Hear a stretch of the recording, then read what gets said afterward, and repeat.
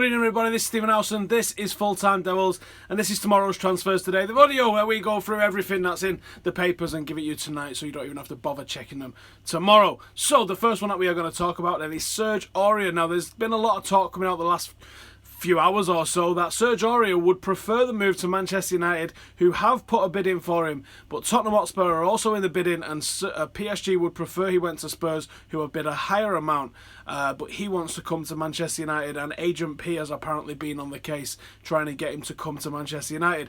Not sure the reasoning behind this one. It's not an obvious position that I think we need backup in. I certainly don't think he comes in and starts ahead of Tony Valencia. It certainly doesn't for me. So it's a strange transfer that Manchester United are pursuing there, but maybe we don't know what the bigger picture is with everybody and all that sort of stuff. So like I said, it's a very strange one.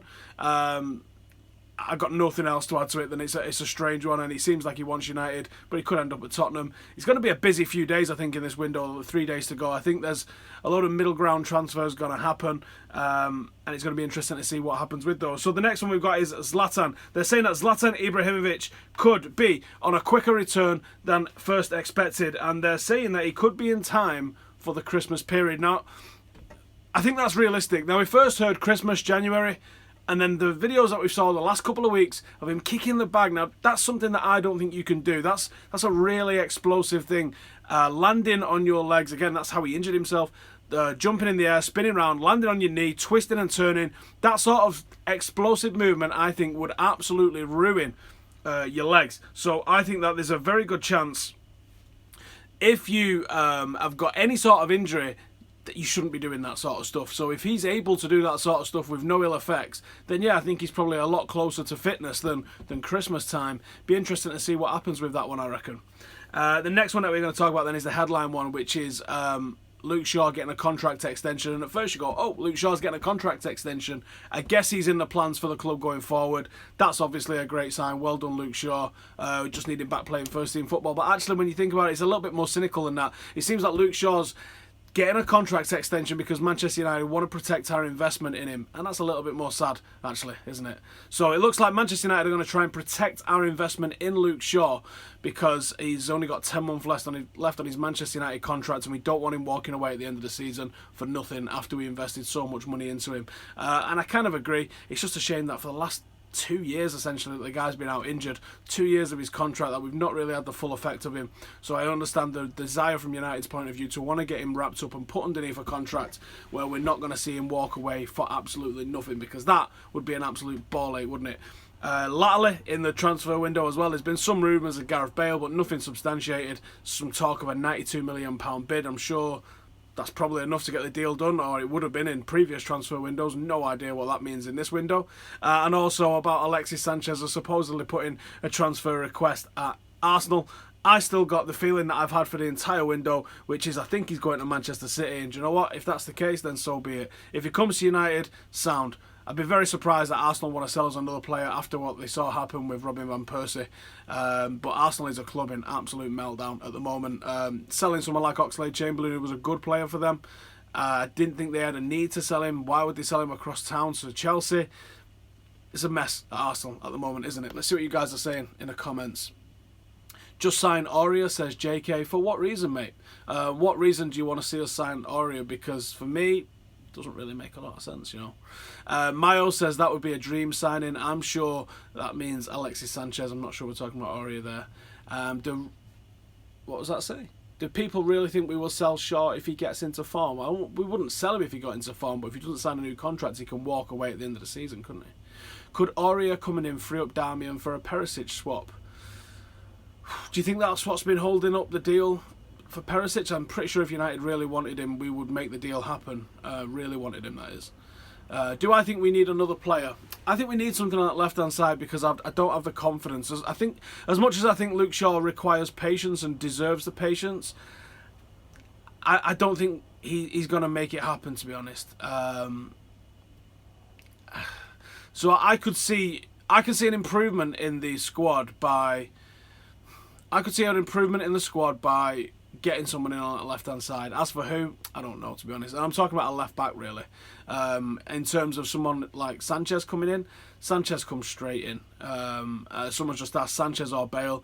I'll say what I always say in these situations. If that's the options I've got and I'm getting one of them, I'll take the one you don't want, because they're both mint. They're both absolutely mint. So I would easily take both of those, or either of those. I ain't got a preference with any of them. I think they both do a job for us. We need someone like that, though, that can make things happen, magic in that final third. The thing is that we want from more players is more game changers on the pitch. When you look at Real Madrid, you look at that Barcelona team when it was at its peak, you look at Juventus in recent years, there's game-winning, game-changing players all over the field. Look at the Manchester United teams that have won the Champions League in the last 20 or so years. Look at those players. Look at our team and say, do we have that style of player in this team? Do we have that character of player in this team? And I think we've got a few. I think we need a few more, and that'll do. I think once we get all those. How do I think we will do against the top six, says Glenn. Well, if you caught the Rennie Mullenstein full-time review that we did today, Rennie thinks that this is a sort of team that we can now actually have a go at those sort of teams, and that we are looking like a United that could really tip up at any of these games and go and put some pressure on them. And I think he's kind of right. I think maybe Mourinho didn't have the faith in the squad a little bit last season, but having seen what they've achieved under him last year and how we've started this year, maybe he's got a little bit more confidence in that now. Am I worried about Ander not playing? I'm not worried about him not playing. I'm frustrated that he's not playing, because I think that despite the fact that we've scored 10 unanswered goals, despite the fact that we've not conceded a goal, I think there's improvements to our play. We've took set pieces and scoring in the last half an hour of games.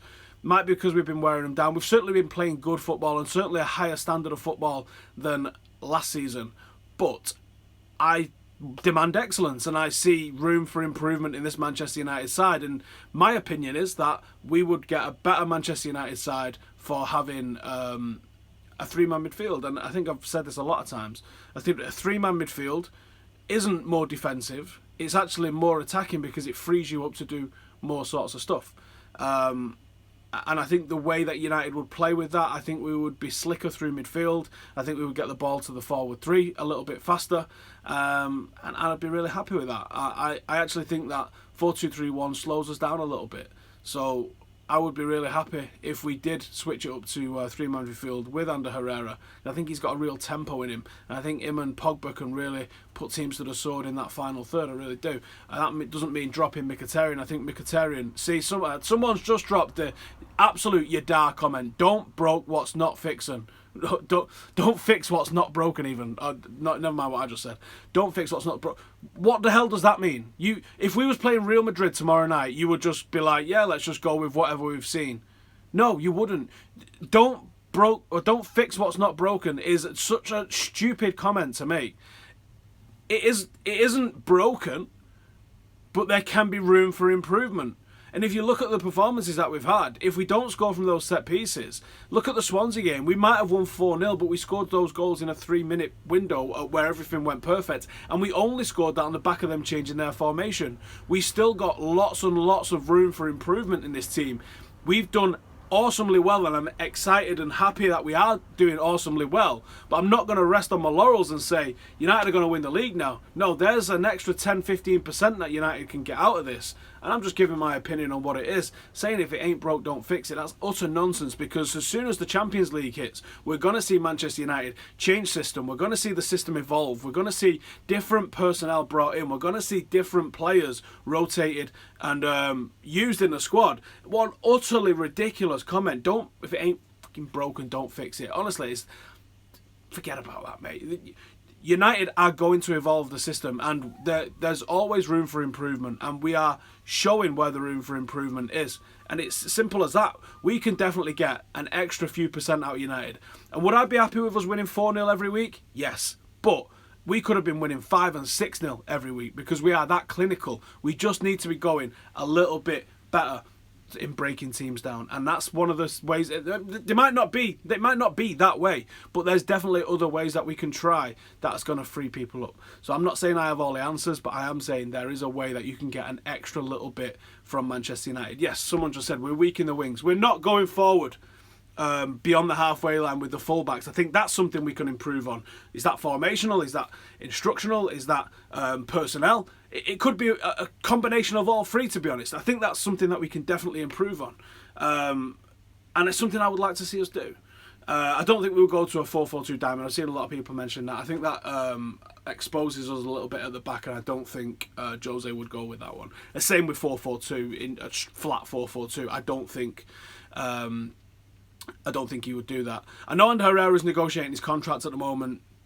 Is he being left out to sort of make him sign his contract? It won't be the first time that's happened. I don't know. I hope he's back though, because he is the sort of player that I really think has got heart and soul and tempo and bite. And I think sometimes that, even though we look pretty ruthless, I think as soon as some of the bigger players, some of the bigger teams come up against us, we're going to want to see a bit more bite in that Manchester United midfield. Looks all right. Definitely room for improvement. Like if we was playing City at the weekend, are you going to tell me we're going to try and play the exact same team? Not at all. And Herrera comes in for all those big games. And we've got a decent run coming up. We've got Stoke and Liverpool pretty soon as well. So, yeah, there you go. I think Mickey is underrated and does a lot more than people realise, as Patrick. What Mickey does is he often instigates that one-touch football in the final third. He often instigates the one-touch football and that movement. And you don't break teams down without movement in the final third. And at times on Saturday, I thought United was static. We was almost going back to that Moyes era a little bit at times, where there was players in the box and we were just waiting for crosses. That's not good enough. We have to have more movement in the final third. Movement makes defenders lose track of what's going on, and that's where you create space. You're easy to mark when you're standing still. There's got to be a little bit more movement. So I think a little bit more movement is required. I saw a good question that I wanted to answer in a second. Oh, it was about Barcelona being interested for Rashford. They are.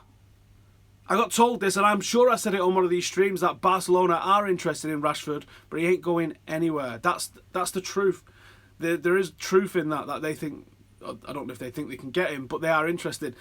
But that might be the way that United are scouting all these different players. Are we scouting all these different players because we want to sign all of these different players, or are we just checking out what they're about? So there is truth in the Rashford wanted by Barcelona thing, but he ain't going to go, as far as I'm aware. I don't think he's going to go. He's just another player that they're monitoring. I'd be more worried about Ander Herrera if I was you lot, because I think Ander Herrera to Barcelona's got a lot of legs in it. Wes Brown was a better right back than Valencia, says Bean. He was a better centre half than John Terry. I'll tell you that for free. Not joking face. And all you lot are going to flip out in the comments, and all the opposition fans are going to flip out in the comments. I stand by it. John Terry's a poor man's Wes Brown. If Johnny Evans was still at the club, do I reckon he would start for us, Evans over Smalling? No, you got to remember that Johnny Evans played in that MK Dons game, and that wasn't the only bad game that he had. People are misremembering a little bit of what Johnny Evans did at United, and there was no one upset when Johnny Evans was sold, to be honest.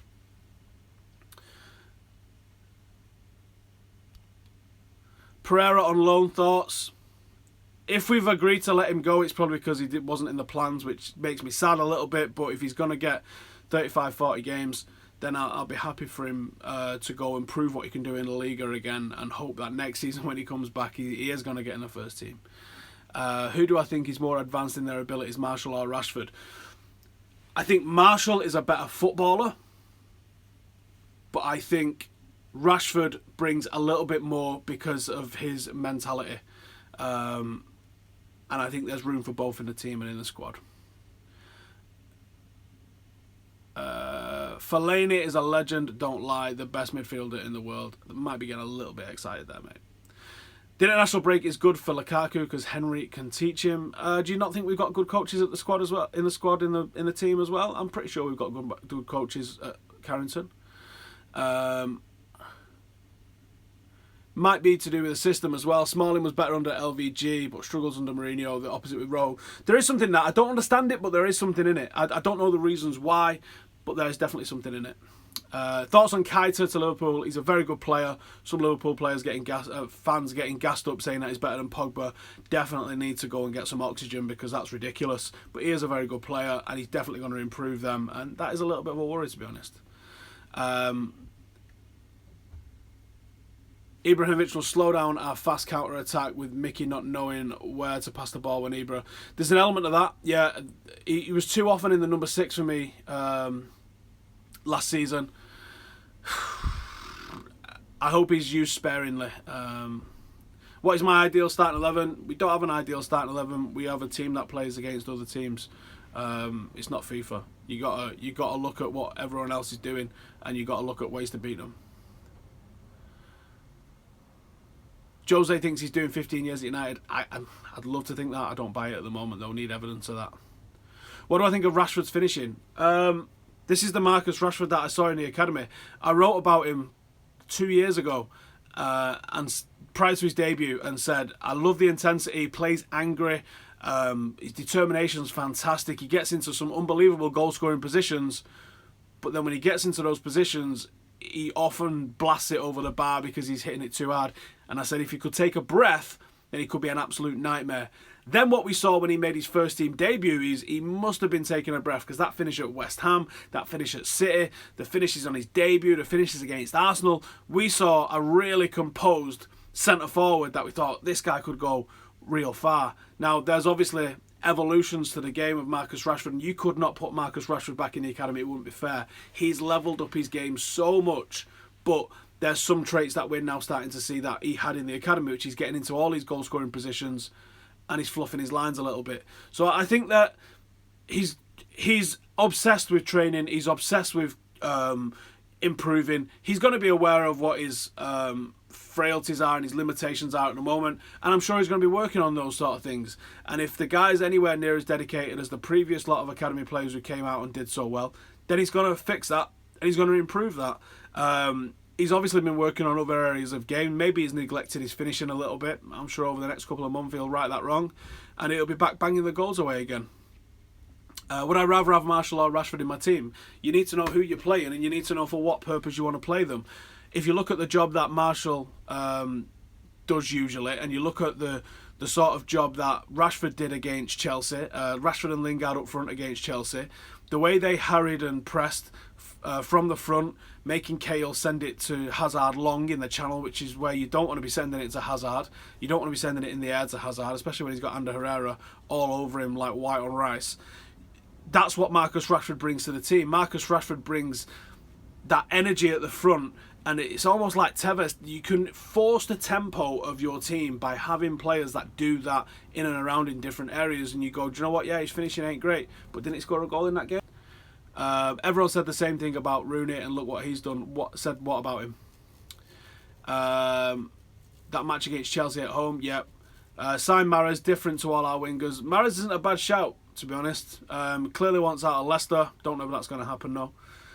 Do I think Jose's not playing a 4-3-3 this year, saving it to come later on in the year?